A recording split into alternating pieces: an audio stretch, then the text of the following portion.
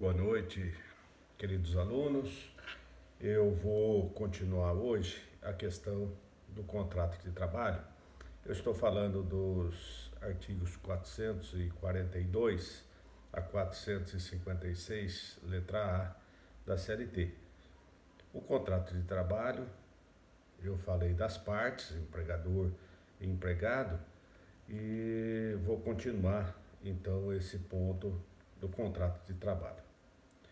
Com relação ao empregador, eu estava falando da questão da configuração, quem que seria enquadrado como empregador.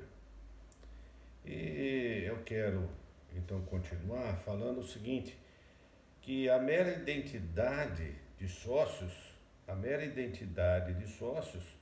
não caracteriza grupo econômico. E eu posso falar também para vocês o seguinte, por que é interessante a configuração de eventual grupo econômico? Porque muitas vezes o trabalhador presta serviços para um grupo econômico e esse grupo econômico reunido tem maiores condições de pagar os direitos desse trabalhador, os direitos conquistados, os direitos obtidos desse trabalhador.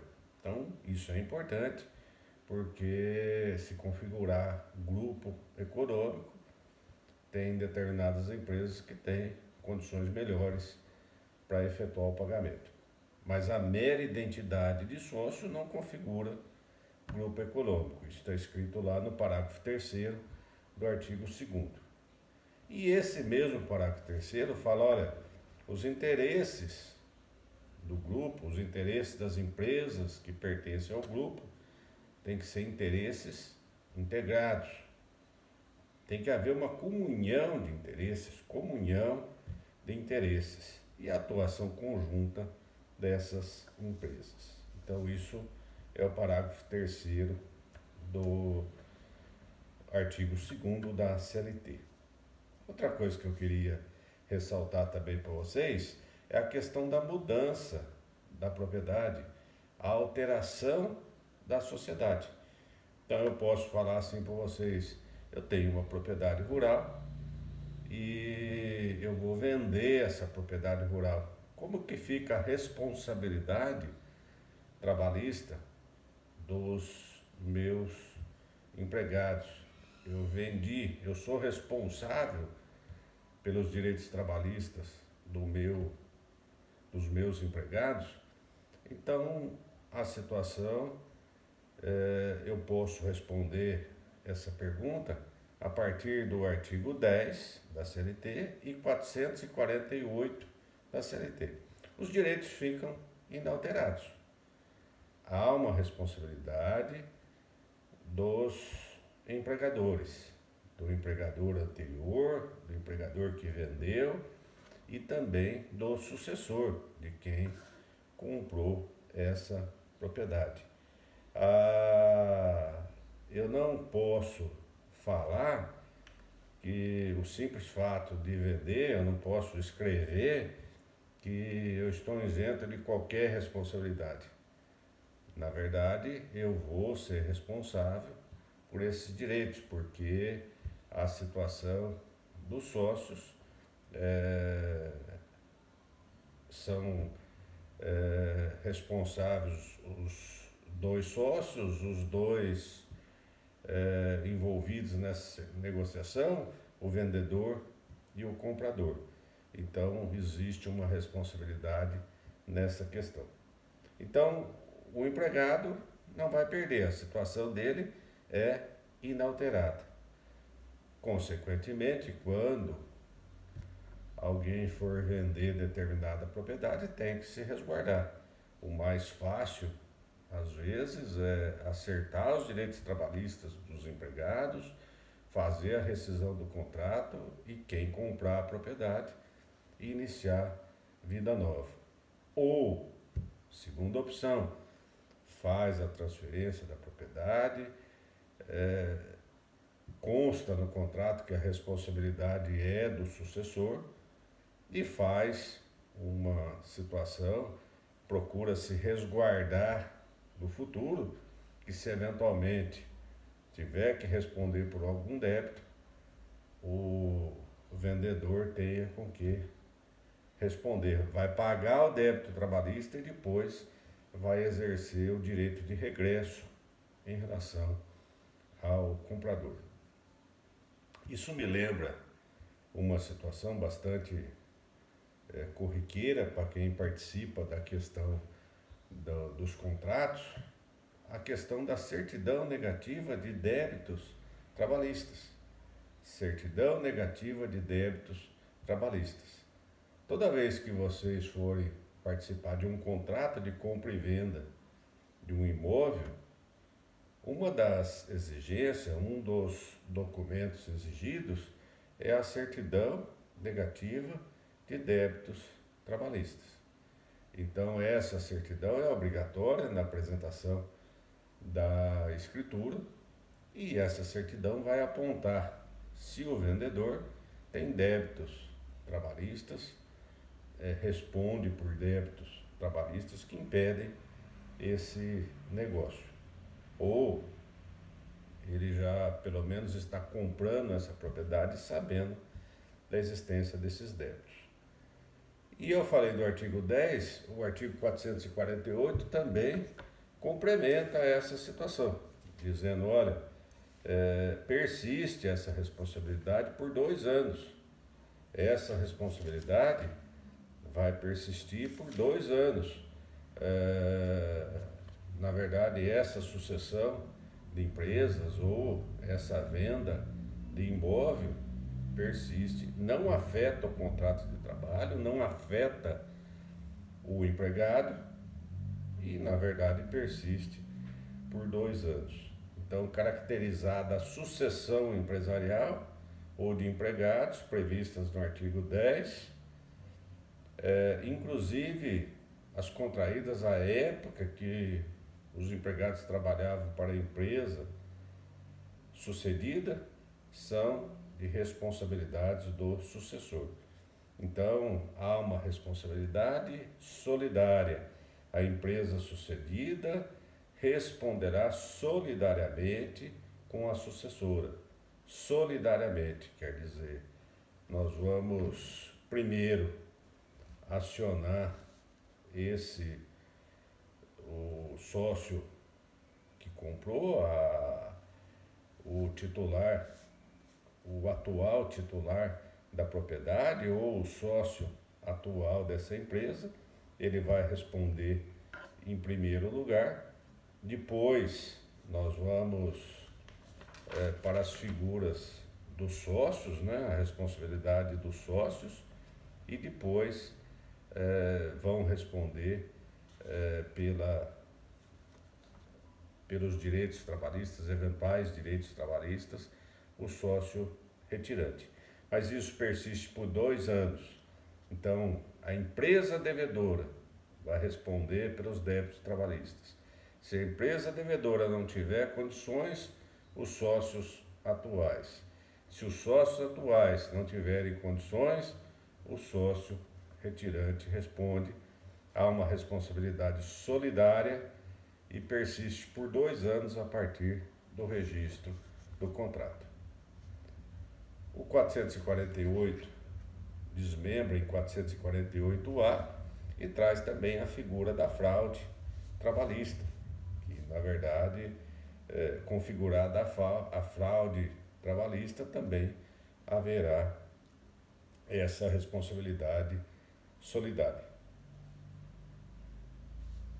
E prometi também para vocês falar sobre a questão dos contratos, o prazo dos contratos de trabalho.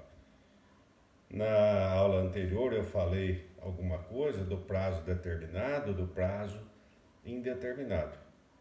Então a regra geral é que um contrato de trabalho foi feito por prazo indeterminado.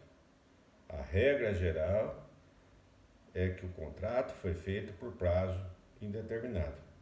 Falei para vocês o seguinte, é permitido a comprovação de um contrato verbal de trabalho. eu posso comprovar por documentos, por testemunhas, por confissão, a existência de um contrato verbal de trabalho. E esse contrato verbal de trabalho pressupõe, na ausência de documentos, pressupõe que ele foi feito por prazo indeterminado. Então, essa é uma presunção do prazo indeterminado. O contrato por prazo determinado, então eu posso dizer para vocês, exemplificar para vocês o seguinte: o contrato de experiência é um contrato por prazo determinado. O contrato de experiência tem um prazo de 90 dias, determinado. O contrato de experiência pode ser prorrogado por uma única vez. Então eu posso firmar um contrato de experiência por 45 dias e prorrogar ele por uma única vez, 45 dias com mais 45 dias, 90 dias. Evidentemente que eu não posso superar esses 90 dias, porque se eu superar esses 90 dias, esse prazo máximo, esse prazo limite, eu vou ter um contrato, então, ele deixa de ser determinado e passa a ser indeterminado. Lá na frente, lá nas aulas futuras, nós vamos descobrir que se ele deixar de ser determinado, ele passa a ser indeterminado. Então, consequentemente, o trabalhador vai ter direito ao aviso prévio, a multa de 40% e assim por diante. Então, essa indeterminação traz outros direitos, traz consequências outras para esse contrato. Então, eu posso exemplificar: o contrato de experiência é um contrato por prazo determinado, 90 dias. O contrato de safra é um contrato por prazo determinado.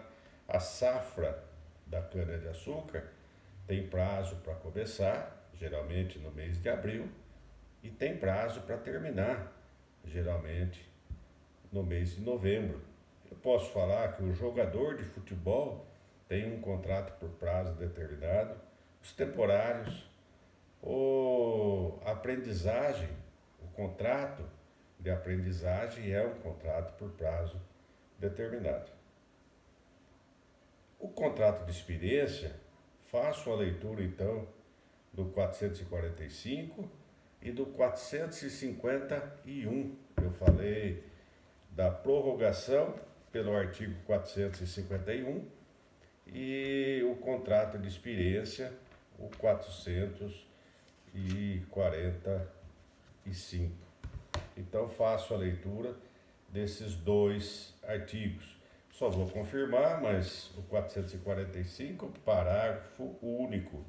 O contrato de experiência não poderá exceder de 90 dias. Não poderá exceder de 90 dias. E o 451, o contrato de trabalho por prazo determinado, que tácita ou expressamente for prorrogado mais de uma vez, passará a vigorar sem determinação de prazo por prazo indeterminado. Falei também para vocês que por uma única vez, alguns autores entendem que eu posso firmar um contrato de experiência de 30 dias, prorrogar por mais 30 e prorrogar novamente por mais 30 dias, totalizando os 90. A legislação 451 fala por uma única vez. Muito mais prudente, então, firmar esse contrato por 45 dias e prorrogar por uma única vez 90 dias, porque aí é uma interpretação e vai depender do juiz essa interpretação. Assim como eu tenho um contrato por prazo determinado por no máximo 2 anos. O 445 diz, olha, o contrato de trabalho por prazo determinado não poderá ser estipulado por mais de 2 anos, tá? E o parágrafo único cuida da experiência, mas o caput diz, olha, por mais de 2 anos. Não posso firmar contrato por prazo determinado por mais de 2 anos. Então eu posso falar assim para vocês, o município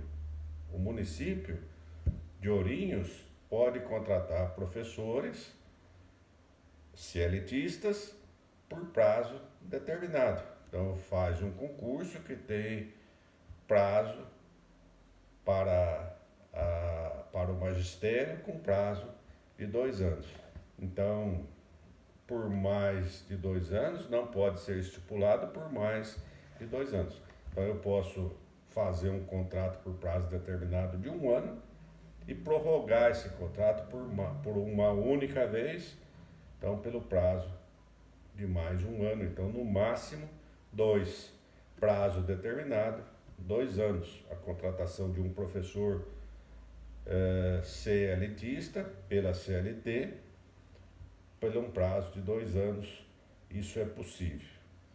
E o prazo indeterminado, esse prazo indeterminado, então, esse contrato, para ser rescindido, ele tem que fazer a rescisão, por exemplo, rescisão sem justa causa, e pagar todos os direitos decorrentes, então, dessa dispensa. E aí eu volto naquele assunto que ainda nós vamos discutir mais para frente, mas para mim rescindir, para que eu possa rescindir um contrato por prazo indeterminado, eu tenho que pagar a multa de 40%, eu tenho do FGTS, 40% do FGTS, eu tenho que pagar aviso prévio, ou indenizar o aviso prévio, ou fazer a compensação desse aviso prévio. Então essas são as consequências do prazo indeterminado. Outra situação, eu falei para vocês de alguns contratos e quero falar de um contrato que chama trabalho temporário. Eu quero ressaltar esse tipo de contrato porque o contrato temporário, o contrato de terceirização, esses tipos de contrato, então, contratação por prazo determinado, geralmente para substituição do pessoal, geralmente para a prestação, o próprio nome já diz, substituição transitória, contratação temporária de empregados. Então, esse tipo de contratação foi bastante comentado por ocasião da reforma e é uma das situações que a terceirização, tão noticiada terceirização, que poderia terceirizar qualquer atividade, não só atividade meio, mas foi admitida a terceirização até mesmo da atividade principal da empresa. Então a empresa poderia terceirizar até mesmo a atividade principal, não só a atividade meio, mas um artigo dessa lei, que é a Lei 6.019/74, um artigo dessa lei, um parágrafo dessa lei, freou, fez com que a terceirização não tomasse uma proporção desproporcional. Na verdade, essa desproporção foi até sentida, foi até medida pelo próprio empresário, que a responsabilidade do empresário pesou bastante nessa questão. E eu estou falando então do artigo 10, parágrafo 7º dessa lei. Por quê? Porque se eu contratar um terceiro, se eu contratar um temporário e ele não receber os direitos trabalhistas da empresa prestadora de serviço, a responsabilidade do cliente, do tomador do serviço, de quem contratou esse serviço, de quem contratou essa empresa de terceirização, a responsabilidade é subsidiária. Se não tivesse essa responsabilidade subsidiária, certamente essa terceirização já tinha tomado todos os contratos, já tinha emplacado de outra forma, já tinha efetivado de outra forma. Então esse parágrafo contribuiu com a situação. As empresas pensam melhor porque a responsabilidade é subsidiária. Então, na contratação de um temporário, essa contratação toma por base uma substituição transitória de pessoal, né? Vou contratar trabalhos temporários com uma exposição de determinado produto que eu vou fazer em supermercado, vou contratar esse pessoal temporário para cobrir férias do meu funcionário. Então essa prestação de serviço transitória, ela tem três figuras. A figura então do cliente, o cliente que vai contratar, o tomador do serviço, quem contratou essa empresa, a empresa tomadora do serviço, então o cliente contrata essa empresa prestadora do serviço, tomadora não, prestadora do serviço. O cliente, o tomador do serviço, contrata essa empresa prestadora do serviço. E essa empresa prestadora de serviço tem os seus empregados. Então a relação de trabalho é entre a empresa prestadora de serviços temporários, a empresa que tem os empregados para a terceirização. Então essa empresa prestadora de serviços é que contrata os empregados. Os empregados serão subordinados a essa empresa. E essa empresa foi contratada pelo cliente e o cliente, então, paga essa prestadora de serviço e a prestadora de serviço é responsável pela mão de obra, é responsável pelos empregados. Mas volto a repetir, se os empregados não receberem, ele vai propor uma ação contra a prestadora de serviço e por responsabilidade subsidiária contra o cliente, contra o tomador do serviço.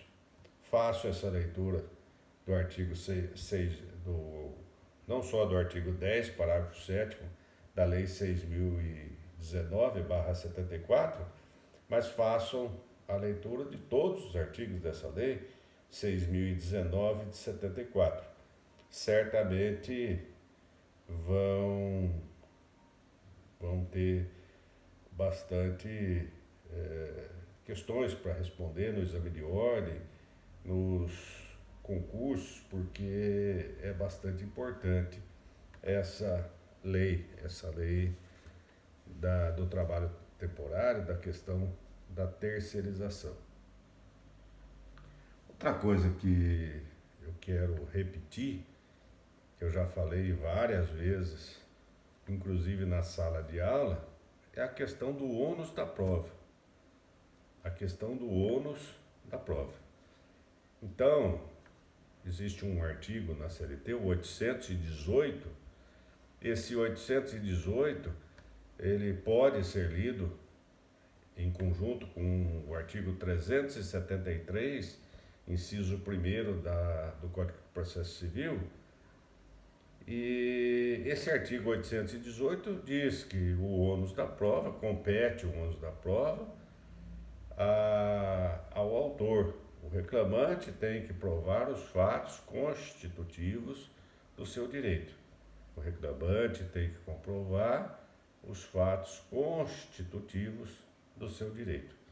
Então eu posso falar se reclamante propõe uma ação trabalhista solicitando o pagamento de horas extraordinárias. Consequentemente, quem vai ter que provar o horário extraordinário é o reclamante. Isso está escrito no 818, inciso 1º da CLT. Os fatos constitutivos do direito pertencem ao reclamante. Então, o reclamante tem que provar os fatos constitutivos do seu direito. Tá?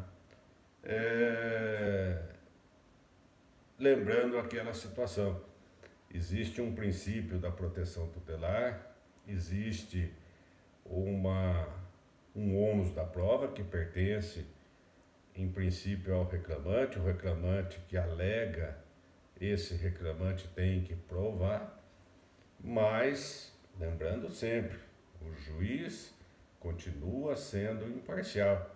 O juiz não pode fazer prova totalmente favorável ao reclamante. O juiz tem até que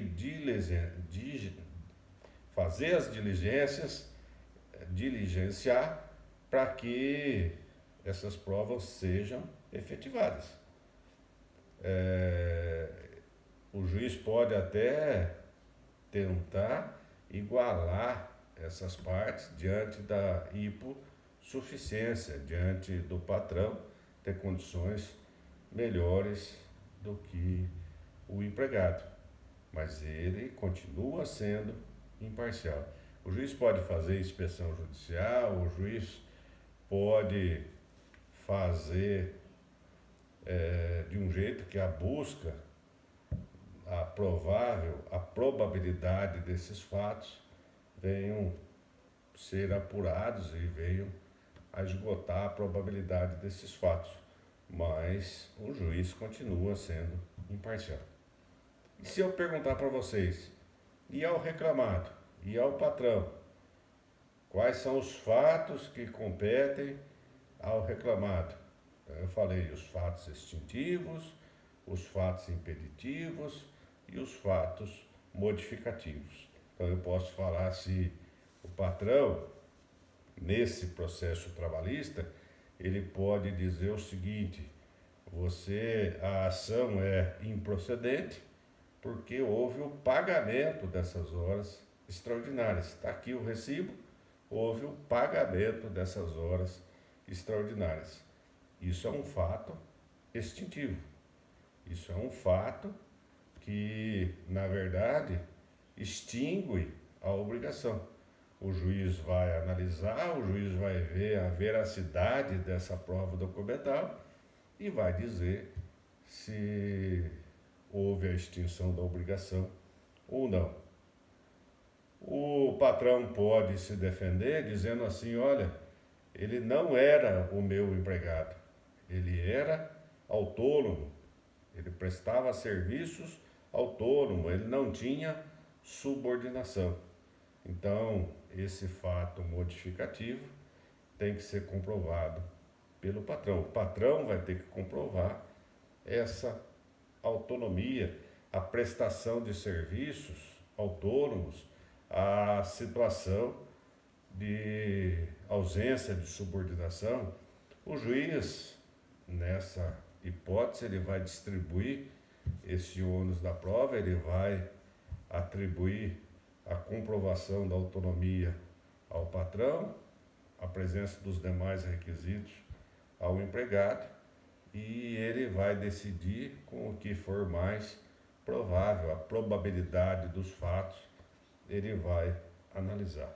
Então faço a leitura do 818, inciso 1º, inciso 2º da CLT, faço a leitura também do 373, inciso 1º, inciso 2º do Código de Processo Civil.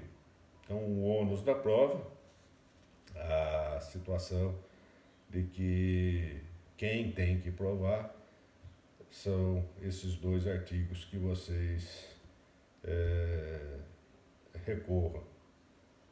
O trabalho autônomo hoje tem um artigo próprio, 442, letra B da CLT, cuida do trabalho autônomo.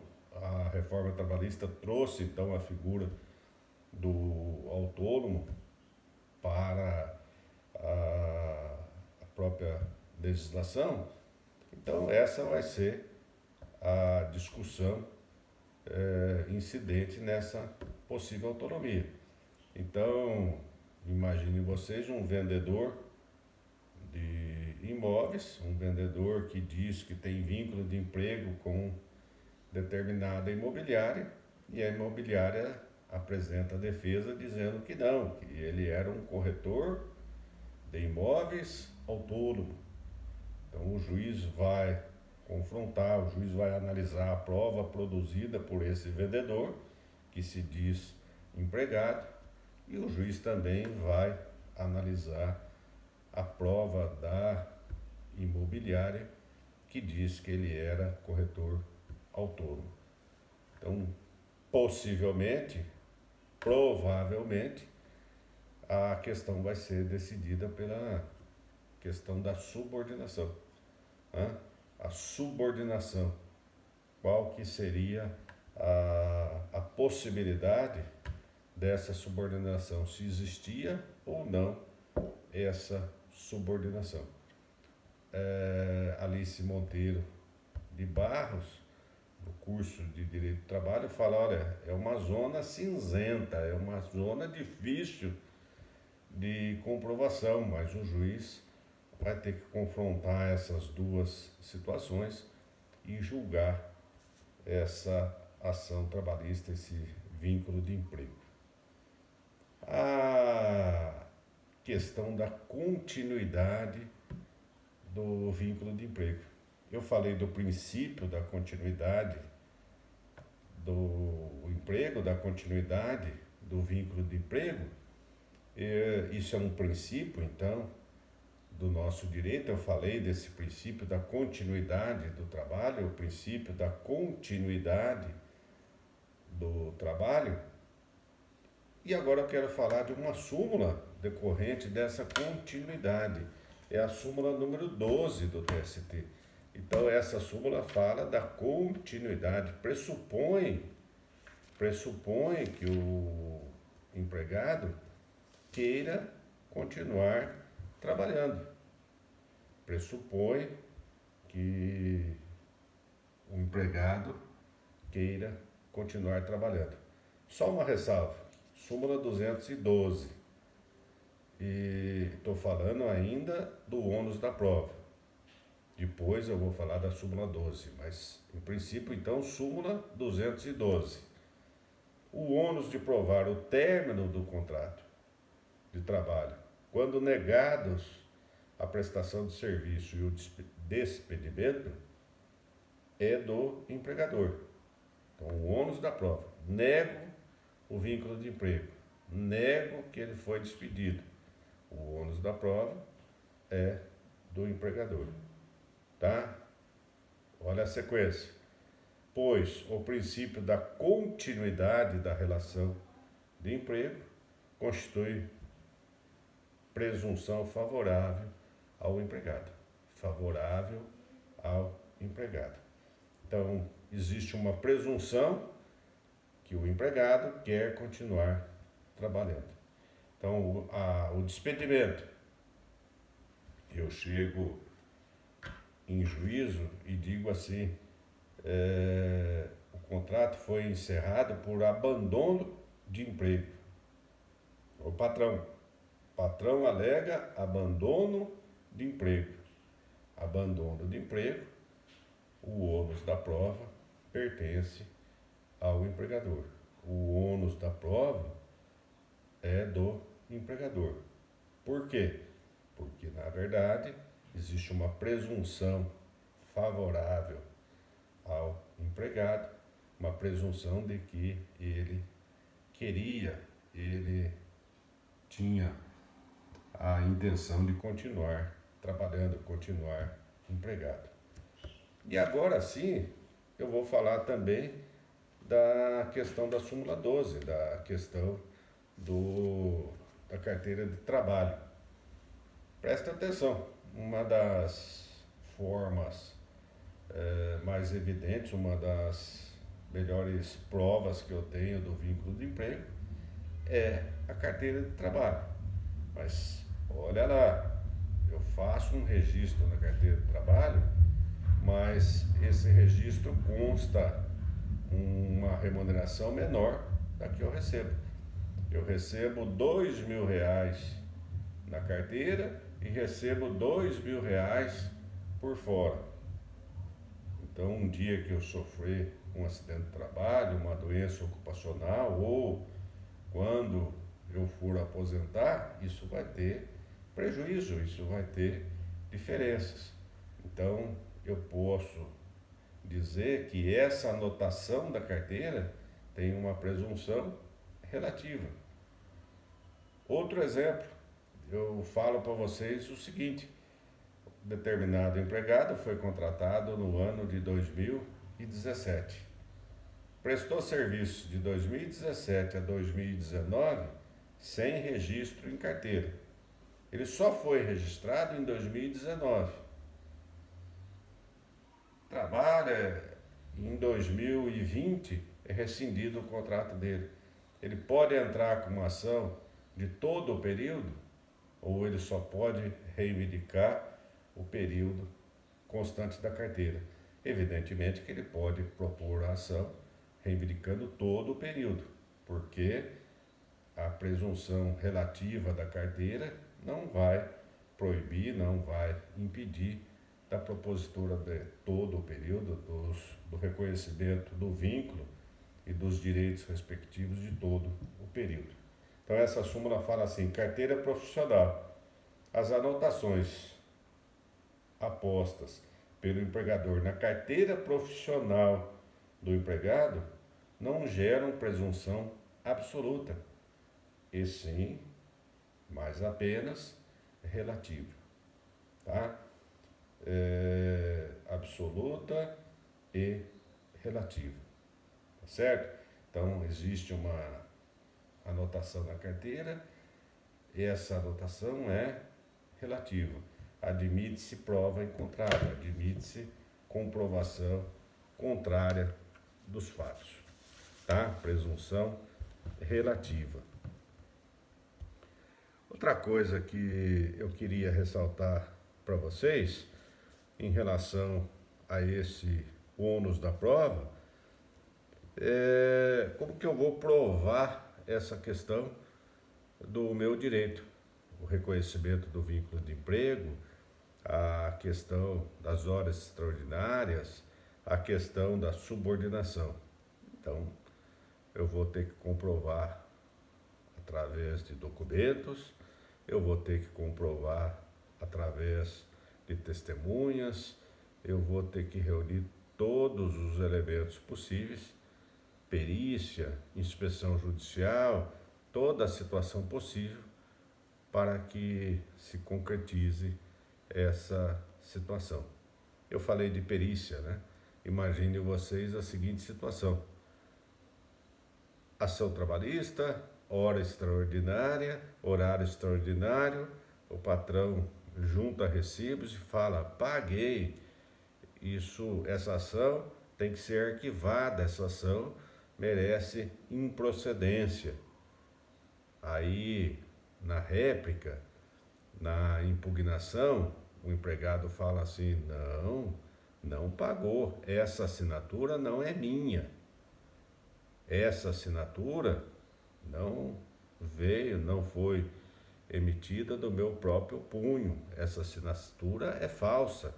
Então, consequentemente, o juiz vai recorrer a uma prova técnica, a uma prova para detectar, uma prova pericial, para detectar a falsidade ou a idoneidade dessa assinatura. Vai fazer um exame grafotécnico para saber se essa assinatura é do empregado, é do reclamante ou não, tá? Isso é uma situação que, quando você for propor uma ação ou quando você for contestar uma ação, já pense como que vai ser a prova desse fato constitutivo do meu direito, como que vai ser a prova desse vínculo de emprego. Eu vou utilizar quais os documentos para comprovação desse vínculo de emprego, certo? E do mesmo jeito, se você for contestar, quais os fatos que eu terei que provar na minha contestação, tá? Os fatos negativos, né? A negatória não admite prova, o fato negativo não admite prova. Se eu simplesmente disser não, eu não preciso comprovar, mas preste atenção que tem determinados fatos, né? O extintivo, por exemplo, se eu não juntar o recibo de pagamento, eu não tenho essa comprovação. E outra situação, mesmo que a confissão, né? Imagine o reclamante ingressa com uma ação pedindo o pagamento de salários, 5 meses de salários atrasados. E no depoimento dele, o juiz pergunta se realmente os salários não foram pagos. Ele diz: olha, na verdade eu recebi 4 meses de salário e falta apenas 1 mês desse salário atrasado. Consequentemente, ele confessou 4 meses, o juiz vai condenar, vai prosseguir a ação por conta desse 1 mês que não foi pago. Eu vou finalizar então esse ponto número 7 na semana que vem. Na semana que vem eu pretendo então fazer a finalização desse ponto número 7 e fazer uma rápida explicação com relação a uma revisão desses pontos que nós discutimos e também explicar um pouco mais em relação à prova. Em relação à prova, eu quero que vocês façam a leitura. Eu vou publicar esse vídeo e vou publicar também no Ambiente Conhecer um resumo dessa prova, uma regra geral dessa prova. Então, a primeira dica que eu dou para vocês: mantenham os e-mails corretos. No Ambiente Conhecer, então, dia 8 de maio, às 8h10, tem início a nossa prova. Nossa prova vai ter o tempo de 60 minutos. Inicia lá, dia 8 de maio, às 8h10 da manhã. Então, essa prova vai até às 9h10. Se o aluno não tiver com o e-mail correto, ele não vai poder fazer essa prova dele, tá? Então preste atenção. Primeira recomendação: vejam lá o e-mail correto, tá? Eu vou publicar então essas recomendações. Qualquer dúvida que vocês tenham, me mandem e-mail, me mandem mensagem, faço o contato. Com relação à matéria, procurem prestar atenção naquele questionário que eu mandei, procurem prestar atenção em tudo que eu falei na sala de aula e agora nessas aulas virtuais. Procurem recorrer ao programa da matéria que está lá publicado, procurem escutar tudo que eu disse desses vídeos, porque na verdade a prova vai tomar por base essas situações. Na semana que vem, então, eu faço um rápido apanhado dessas situações, uma revisão rápida dessas questões. Eu termino o ponto número 7 também, tá? Quando eu publicar as regras do jogo, lá vai estar meu e-mail, vai estar o meu celular para mensagens e coisas urgentes, eu respondo rapidamente. Se for alguma dúvida, alguma coisa, eu tenho respondido. No máximo em 24 horas eu tenho feito a resposta. Qualquer dúvida, então, mantenha o contato, preste atenção, corrija lá os e-mails do ambiente, e a prova vai ser virtual mesmo, e daí nós vamos precisar dos e-mails corretos lá no ambiente.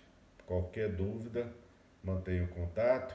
Muito obrigado pela consideração, pela atenção, e a semana que vem nós conversamos, porque daí na outra semana vai ser a nossa prova no dia 8, tá bom? Muito obrigado. E só mais uma coisa: além desses pontos do 1 ao 7 que eu vou falar a semana que vem, não esqueço também do texto da Flávia Piovesan, que será cobrado, então, também será cobrado na prova. Tá bom? Boa noite, muito obrigado, gente. Beijão.